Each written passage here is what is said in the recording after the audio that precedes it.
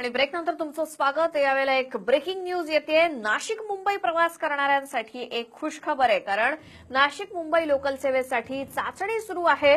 15 दिवसात ही चाचणी सुरू होईल आणि कल्याण ते नाशिक रोड लोकल सुरू होणार आहे। राजधानी एक्सप्रेस मनमाड मार्गे धावेल आणि ही चाचणी जर यशस्वी झाली तर तत्काळ लोकल धावणार आहे। त्यामुळे नाशिक मुंबई आणि मुंबई नाशिक रोड असा प्रवास करणाऱ्यांसाठी ही खुशखबर। या संदर्भातली माहिती आपण घेऊया। चंदन पुजाधिकारी आमचे प्रतिनिधी आहेत फोन लाईनवरती। चंदन, काय अधिक माहिती?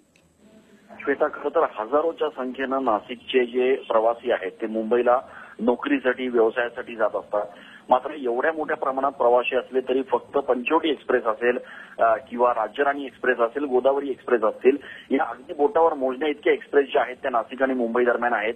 गेल्या अनेक वर्षांपासूनची ही मागणी आहे की नाशिकवरनं मुंबईसाठी एक लोकल सेवा सुरू करण्यात यावी।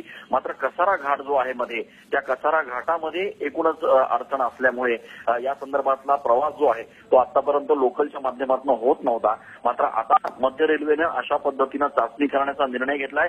15 दिवसामध्ये लोकलच्या संदर्भातली चाचणी केली जाणार आहे आणि नाशिक आणि मुंबई दरम्यानची लोकलची ही चाचणी जर यशस्वी ठरली तर पुढच्या काही दिवसातच नाशिककरांना लोकलची सेवा जी आहे ते मिळण्याची शक्यता आहे। आणि असं जर झालं श्वेता, तर नाशिकवरनं मुंबईला प्रवास करणाऱ्या हजारो प्रवाशांसाठी ती अत्यंत आनंदाची बातमी असणार आहे। त्याच्यामुळे आता सगळ्यांचं लक्ष लागलंय की या नेमकी चाचणी कधी होणार आहे आणि तिचे नेमके निकाल काय येणार आहेत याकडे सगळ्यांचं लक्ष लागलंय। बरोबर चंदन, धन्यवाद तुम्ही दिलेल्या सविस्तर माहितीसाठी।